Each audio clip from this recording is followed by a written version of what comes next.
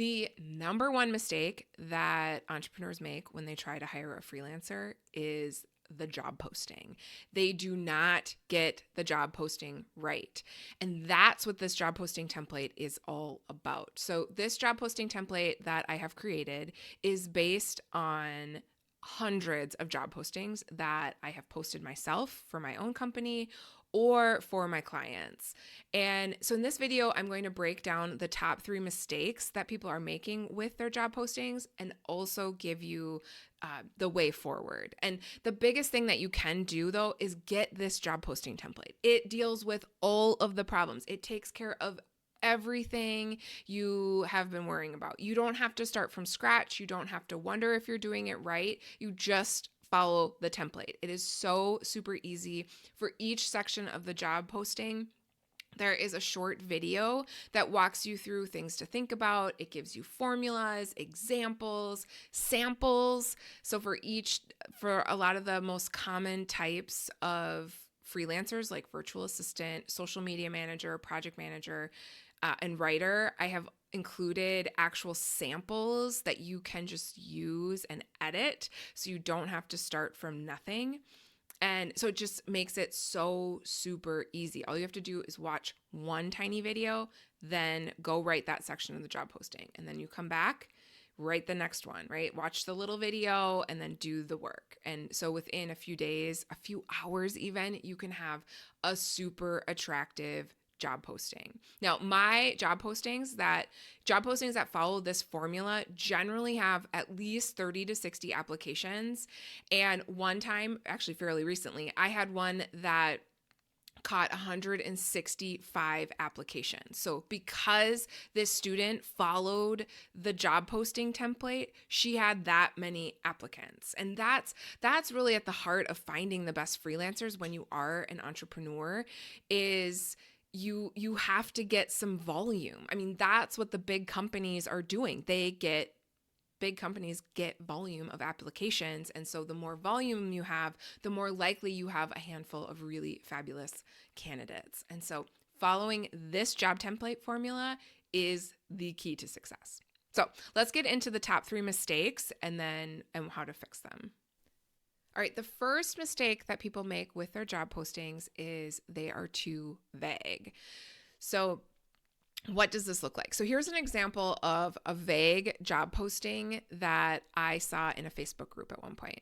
It said, "Hi all, looking for a VA, preferably based in Australia, but open to chatting with anyone. Must have exceptional English skills.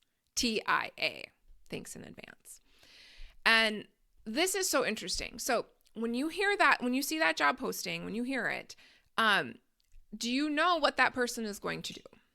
No, you do not. There is not one responsibility. There are no qualifications other than being able to speak English. I mean, exceptional English skills.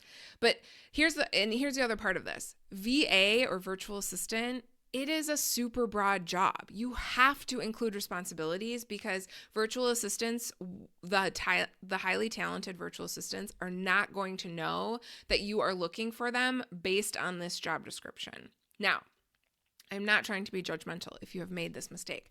I have made this mistake. Here was my first job posting when I was starting out as a career coach. It said, "Looking for a virtual assistant to do some writing and editing. Must be sparkly and reliable." So again, that is not enough responsibilities. Also, I'd say the other mistake here for myself, for my early job posting, was I also didn't have the responsibilities of writing and editing aligned with the right role. A virtual assistant can do some writing and editing, but that shouldn't be their main job. Honestly, I should have hired a writer at that time. And then let's talk about those qualifications that I included. Sparkly and reliable. Okay. Those are not good qualifications. Like, those aren't qualifications at all. And And so the best freelancers, they are looking for more than that. And so they will not apply to vague job postings because there's too many red flags on them. So a few questions that you can be thinking about instead to help you get your job posting more specific is, one, what do you need done on a daily and weekly basis? Second, what do you expect on a monthly basis? And third, what one-time projects do you need help with? These questions should help you come up with some more specifics that you can include in your job posting. And then keep in mind the template also is super helpful. It's going to give you everything you need to get the job posting to the right level of specificity that you need, the right level of specifics that you need to be successful. The second mistake that a lot of entrepreneurs make in their job posting is they're too specific. So previously I said you're too vague, but there is a risk that you can get too specific. So here's a good example of what I mean. So I've brought a job posting that I saw online a while back, and I pulled their list of responsibilities. So I'm gonna read through them to you. Okay. Manage contact lists and tags on Kajabi. Update sales calls and leads spreadsheets. Research speaking and networking opportunities. Schedule podcast interviews. Research podcast guests. Create content calendar, email, social, podcasts. Research keyword optimization for blog posts. Repurpose email content for blog posts. SEO. Create PDF guide freebies. Schedule emails, Kajabi. Social media trends and hashtags research. Facebook ads research. All right, that's a lot. That is 13 responsibilities that do not fit that well together. And then even while they are being specific, a lot of them aren't that specific, like SEO. What about it? That could mean anything. The other issue I have is there's at least 3 jobs in here. I think that SEO keyword optimization they want is its own specialty. I'd say the first 5 to 6 could be a virtual assistant. That makes sense. But then the last, like create PDF guide freebies, you should have a graphic designer do that. And then like the social media stuff and the Facebook ads, that should be a social media manager. And so I think what a lot of people don't realize is that freelancers are specialists. And that means it's really hard to find one person who can do all 13 of those things and do them well. So can you find someone who's willing to do all of them? Yes. Will they be good at all of them? No, they will not. Like I can basically guarantee that because I've been in this field long enough to know that freelancers are really great, but usually in a fairly narrow specialty. That's what makes them so powerful is that then you hire several people who are really, really good at what they do. And then you have this amazing team behind you. With a fairly small budget, you don't need full-time employees to do this. You can use freelancers, also known as independent contractors, to do that.